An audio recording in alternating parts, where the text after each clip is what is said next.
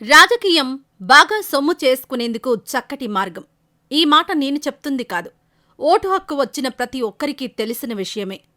రాజకీయం అంటే కేవలం డబ్బులేనా? ప్రజాసేవ అటకెక్కినట్టేనా?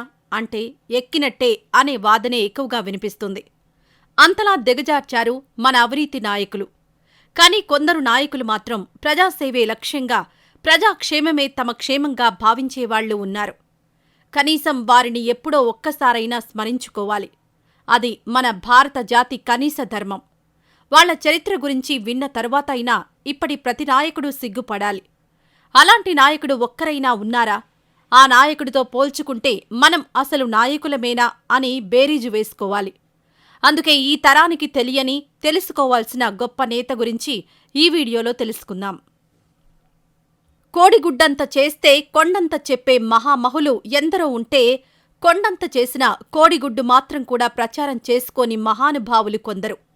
ఆ విషయంలో మొదటి వరుసలో ఉండే వ్యక్తే బిజూ పట్నాయక్. వ్యాపార దక్షతలో ఓ మేనేజ్మెంట్ గురువై వారసత్వ రాజకీయాలపై విమర్శలు వెల్లువెత్తే దేశంలో తన వారసత్వం మాత్రమే తన ప్రాంతానికి న్యాయం చేయగలదన్న జన విశ్వాసమైన ఓ మాజీ ముఖ్యమంత్రి, ఫైటర్, పైలట్, ఓ బిజినెస్ మాగ్నెట్. ఒక్క మనిషిలో ఇన్ని లక్షణాలు బహుశా ఈయన్లోనే చూడవచ్చేమో. ఇక ఒక నాయకుడు మరణిస్తే తన స్థాయిని బట్టి అధికారిక లాంఛనాలతో అంత్యక్రియలు చేసే సందర్భంలో జాతీయ పతాకాన్ని కప్పుతారు. తుపాకులు గాల్లోకి పేల్చి గౌరవ వందనం సమర్పిస్తారు. అది జాతి సమర్పించే అత్యున్నత గౌరవం. కాని బిజూ పట్నాయక్ చనిపోతూ 3 దేశాల జాతీయ పతాకాలను కప్పుకుని ఈ లోకం నుంచి నిష్క్రమించాడు అంటే ఆయన ఎంతటి గొప్ప నేతనో అర్థం చేసుకోవచ్చు. మన ప్రాంతంలో, మన దేశంలో మనకొక గుర్తింపో, గౌరవమో దక్కడమే గొప్ప. కాని ప్రపంచంలోని ఇతర దేశాలు కూడా స్మరించుకునేలా తమ రాయబార కార్యాలయాల్లో బిజూ పట్నాయక్ని చిరస్మరణీయుణ్ణి చేసేలా ఆయన ఫోటోలు ఇప్పటికీ ఉన్నాయంటే ఓ లీడర్గా తన కర్తవ్యాన్ని ఎంత సక్రమంగా నిర్వర్తించారో అర్థం చేసుకోవచ్చు. బిజూ పట్నాయక్ ముఖ్యమంత్రి అయ్యే కంటే ముందు ఓ పైలట్, రాయల్ ఎయిర్ ఫోర్స్ ఉద్యోగి. అయితే ఓవైపు బ్రిటిష్ పాలనలో ఆ ఉద్యోగం చేస్తూనే మరోవైపు తన దేశభక్తిని చాటుకున్న స్వతంత్ర సమరయోధుడు ఆయన. అంతకుమించి నాటి ప్రధాని జవహర్లాల్ నెహ్రూ వ్యూహాలను అమలు చేసే క్రమంలో ఓ పైలట్గా సవాళ్లను స్వీకరించి సమర్థవంతంగా చేసి చూపించిన ధీశాలి బిజూ. రెండో ప్రపంచ యుద్ధంలో జపాన్ అధికారికంగా లొంగిపోయిన తర్వాత ఆగ్నేయాసియాలో ఆక్రమించిన దేశాల నుంచి కూడా డచ్ పాలకులు వైదొలగడంతో ఇండోనేషియా 1945 ఆగస్టు 17వ తేదీన స్వతంత్రం సాధించింది. ఇండోనేషియా వ్యవస్థాపకులుగా సుకర్నో, జహీర్, మహ్మద్ హట్టా వంటి వారి పాత్రెంత కీలకమో ఆ సాధనలో బిజూది అదే స్థాయి పాత్ర. డచ్ పాలకులు స్వతంత్ర రాజ్యంగా ఇండోనేషియాను ప్రకటించటానికి, తిరిగి వెళ్లిపోవడానికి తిరస్కరించారు. కాని నాడు భారత ప్రధానిగా ఉన్న నెహ్రూ దాన్ని తీవ్రంగా వ్యతిరేకించాడు. యూరప్ వలసవాదుల పెత్తనంపై దూకుడు ప్రచారం సాగించాడు.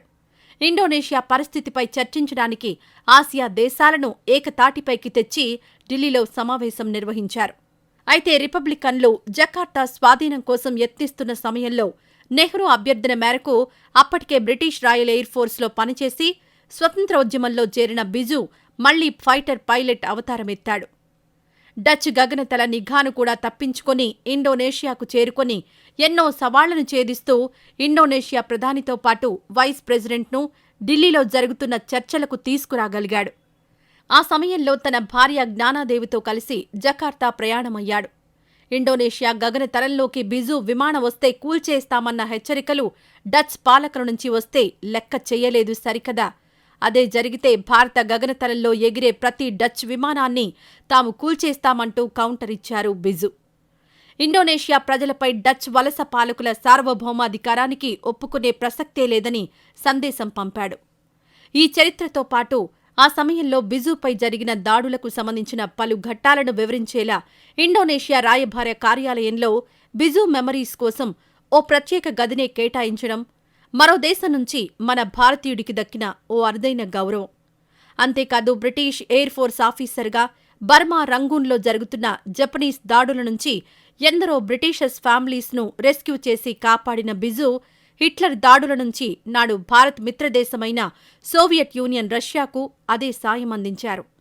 బిజు సేవలకు గాను రెండో ప్రపంచ యుద్ధం ముగిసి 50 ఏళ్లైన సందర్భంగా ఆయన్ను రష్యా కూడా ఈ మధ్యే ప్రత్యేకంగా స్మరించుకుంది. ఒరిస్సా అసెంబ్లీకి నార్త్ కటక్ స్థానం నుంచి మొట్టమొదటిసారి ఎమ్మెల్యేగా ఎన్నికైన బిజు పట్నాయక్ చౌద్వారా వేదికగా కళింగ ట్యూబ్స్ పేరుతో ఆసియాలోనే అతిపెద్ద పైపుల తయారీ కేంద్రాన్ని ప్రారంభించిన బిజినెస్ మ్యాన్ కూడాను.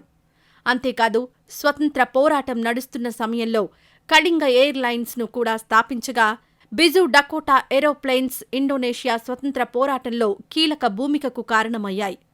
ఆ తర్వాత 1953లో కళింగ ఎయిర్లైన్స్ ఇండియన్ ఎయిర్లైన్స్లో విలీనమైంది. ఇండియా టిబెట్ మధ్య ఎయిర్లింక్స్ పునరుద్ధరించడంలోనూ బిజుది కీలక పాత్ర. అప్పటికే చైనా దురాక్రమణలతో సతమతమవుతున్న టిబెటన్ ఫైటర్స్కు బిజు పట్నాయక్ సాయం అందించారు. మొత్తంగా తన జీవన గమనంలో బహుముఖ పాత్రలు పోషిస్తూ సాహసాలతో సావాసం చేస్తూ ఓ నైపుణ్యం కల ఫైటర్ పైలట్గా మాతృదేశానికే కాకుండా మిత్రదేశాలకు సేవలందించిన ఘనుడు బిజు పట్నాయక్. ఓ బిజినెస్ మ్యాన్గా కళింగ ఎయిర్లైన్స్తో ఆకాశమంతెత్తు ఎదిగిన వ్యాపార దక్షుడు బిజు. 45 ఏళ్ల వయసులో 1961లో ఒరిస్సా ముఖ్యమంత్రిగా బాధ్యతలు చేపట్టి శక్తివంతమైన నాయకుడిగా గుర్తింపు పొందడమే కాకుండా తన వారసత్వంగా తన కుమారుడైన నవీన్ పట్నాయక్ను ఓ కవిగా, ఓ ముఖ్యమంత్రిగా మనకందించినవాడు. 6 అడుగుల 2 అంగుళాల ఎత్తైన బిజు అనే విగ్రహం 1997లో భౌతికంగా అస్తమించినా ఆయన వేసిన చెరగని ముద్రలను దేశ విదేశాలు ఇంకా యాద్ చేసుకుంటూనే ఉన్నాయి. అయితే ఇప్పుడు బిజు గురించి చెప్పుకుంటున్నవి మచ్చుకు కొన్ని మాత్రమే. శ్రమ, పట్టుదల, సంకల్పం, ఓర్పు, నేర్పరితనం, క్రమశిక్షణ ఇలా ఎన్నో విశేషాలు కలిస్తే కనిపించే కెరీర్ బిజు పట్నాయక్. అందుకే Biju is a legend. Salute Biju Patnaik. మరి ఇలాంటి గొప్ప లీడర్ గురించి మీరేమనుకుంటున్నారో మీ అభిప్రాయాన్ని కామెంట్స్ రూపంలో తెలియజేయండి. మరిన్ని వీడియోస్ కోసం మన ఛానల్ని సబ్స్క్రైబ్ చేసుకోవడం మాత్రం మర్చిపోవద్దు.